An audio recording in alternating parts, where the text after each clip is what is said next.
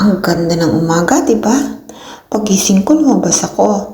At may nakita akong manok. Siguro ito yung manok na tumilaok sa akin. Pero bago ang lahat, pakikilala ko ang aking sarili.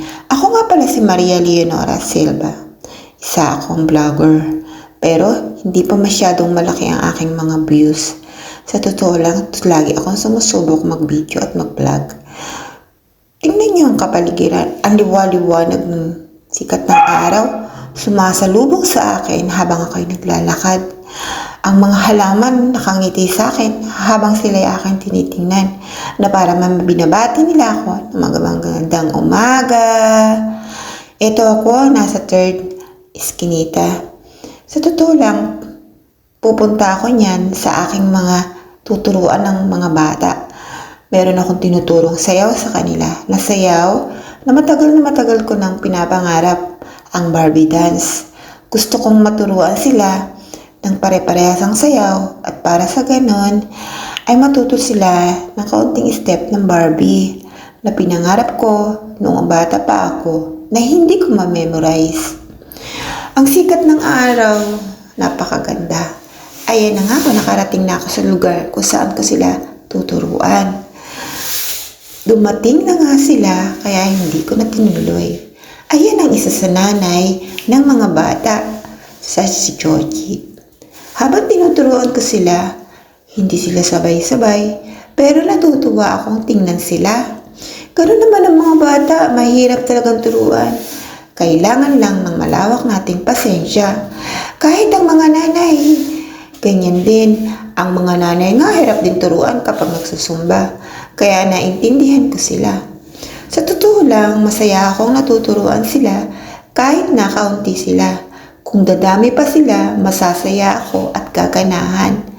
Ako nga pala yan ang nakaitim at nakatalikod. Sa totoo lang, bago pa lang akong magturo ng Barbie dance. Wala pa akong mga gamit, kaya cellphone muna ang ginagamit ko para marinig nila ang tugtog. Nagsisimula pa lang akong turuan sila. Nakakailang araw pa lang kami, kaya alam ko na darating ang oras na aayos at giginhawa din ang aming samahan. Giginhawa na magkakaroon kami ng mga gadget, speaker. Alam ko yon, naniniwala ko dahil gabay ng Diyos palagi ang aking sinusunod. Sa totoo lang, ang mga batang to ay mga naaprubahan naman ng kanilang magulang para sa akin ay sumama at maturuan sila. Wini-wish ko na darating ang oras na sila naman ang magtuturo sa mga kapwa nila bata. Pinagsayaw nila ako para makita ko ang kanilang mga step. Habang sa likod ay tinitingnan ko sila. Sa totoo lang, nakakasabay din sila minsan na hindi. Normal lang yan. Ganyan talaga ang mga bata. Papasalamat din ako dahil may magulang na sumusuporta sa kanilang mga anak. Natutuwa din ako dahil ang mga magulang na ito ay nakiki-join din sa mga ginagawa ko. Pinipicturean at pinipidyohan nila ako. Sa totoo lang, sila ang nag-video nito at nag-picture. In-upload ko lang. Minsan ako din, kaya lang dahil wala akong assistant, sila na lang ang gumagawa. Salamat sa inyo mga nanay. Nais ko kayong pasalamatan sa mga oras na ito at sa susunod pa dahil alam ko at naniniwala ko bilang ina na katulad ko at nararamdaman ko na matupad rin ang mga pangarap ng aking mga anak.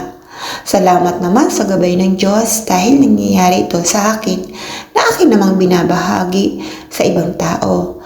Oo nga, nagsisimula pa lang kami. Alam ko na ang katapusan nito ay magiging maganda dahil hindi ko ito ginawa dahil sa isang araw lang. Ito'y matagal kong pinalano. Taon ang lumipas bago ito matupad. Wala pang pandemic. 2019, hindi ko pa ito napaplano. Halos hindi ko pa ito naiisip. Pero nang matapos ang 2019, heto na nga, nabuo na ang aking plano na gusto kong magturo sa mga kabataan na munting kaalaman na galing sa akin. Salamat naman at pinagbigyan ako ni Lord. Ayan na nga Lord, kaunting mga bata, kaunting matututunan. Alam kong darating oras, dadami sila na maniniwala sa akin na gusto ko sila talagang turuan. Salamat sa inyo mga kids. Alam kong darating ang oras na magiging kayo rin ay daan para magkaroon ng mga batang matuturuan. Ito ay isang programa na aking advocacy. Sumali ako ng Mrs. Langgam ng San Pedro, Laguna at ako'y naging runner-up. Hindi man ako pinalad na maging title, buo pa rin ang aking pangarap na makatulong sa mga kabataan. Ang aking advocacy ay ang maturuan ng mga kabataan ng magbubuting asal bukod sa itinuturo ng kanilang magulang. Alam ko na meron na sila nitong taglay na kakayahan na maging mabuting anak. Alam ko ang lahat ng itinuro ng magulang ay walang masama para sa kanilang anak. Pero bilang ina, gusto ko ring dagdagan ang kanilang pagiging mabuting bata. Alam kong hindi ko kakayanin ang lahat ng ito sa gabay ng Panginoon.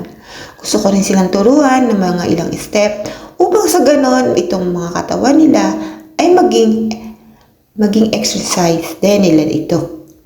Sa totoo lang, alam kong kaya ito ng mga magulang, pero hindi ko din alam bakit ko ito napili. Bakit ko ito ginusto? Dahil alam niyo ba, maliit pa ako. Ang hilig kong magturo, ang hilig kong maging teacher-teacheran sa mga bata. Naisip ko malaki na ang aking mga anak. Saan kaya ako pupunta kapag malungkot ako? Ngayon naisip ko bumuo ng isang programa na magtuturo sa mga bata na kahit napagod na ako, bibigyan ko sila ng magsing panahon, oras, para makasama sila. Kaya sa aking pag-uwi, masaya ako, may ngiti sa aking mga mukha. Ang mga ito ay mahirap gawin, mahirap isipin, pero gabay ng Panginoon, ang lahat ng ito, binigay niya sa akin ang taglay na talino at kaalaman upang mga gabayan sila. Sa totoo lang, hindi naman ako magaling magsayaw, pero nagiging dancer din naman ako sa company at sa school. Sa totoo lang, hindi ko din alam bakit natuto ako nito.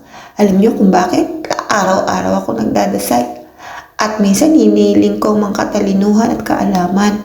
Hindi ko ito taglay, pero binibigyan na lang ako ni Lord ng mga taglay na ganito. Sa totoo lang, ang hirap mag-memorize ng steps. Pero kapag pinapractice ko na at hindi ko kaya, inuuna ko si Lord na sana bigyan niya ako ng taglay na talino at kapangyarihan. Kapangyarihan hindi katulad ng kapangyarihan niya, siyempre. Kapangyarihan na makakaroon or magkakaroon ng taglay na kaalaman. Kaya guys, ganun lang tayo. Eto na nga guys, pauwi na kami. Nag-picture taking pa kami sa mga bata. Kumain pa nga sila bago umuwi. Sa totoo lang, Sunday ito. Meron din akong Saturday. Sila naman ay acting na merong modeling, merong dancing, kahit paano. Nakakasabay din naman ang mga batang yon. At ito naman medyo malalaki na sila. At bilib naman ako sa kanila. Ang gaganda nila at gustong-gusto talaga nilang matuto. Ang babait pa nila. Nakita ko sa kanila ang mga murang kaisipan. Natutuwa ako sa mga magulang niyo, mga bata. Sana'y maging kayong gabay ng ibang bata na maging mabuti. Matupad ang kanilang mga pangarap katulad niyo. Alam ko, isa sa inyo ay may aangat. At alam ko rin na isa sa inyo rin ang tutulong sa mga tao na nawawala ng pag-asa. Salamat sa inyong mga kids. Alam ko na ang isa sa inyo ay magkakaroon ng pag-iisip na tuparin ang pangarap ng mga ibang kabataan at magiging isang gabay. Baka nga kayo pa nga lahat na naturuan ko. Salamat ngayon pa lang dahil alam ko magiging mabuting bata dahil yun ang hiniling ko sa Diyos. Ang Diyos kasi ang aking gabay at ang aking daan. Siya ang una at huli sa aking buhay. Salamat Lord sa inyo sa gabay sa akin.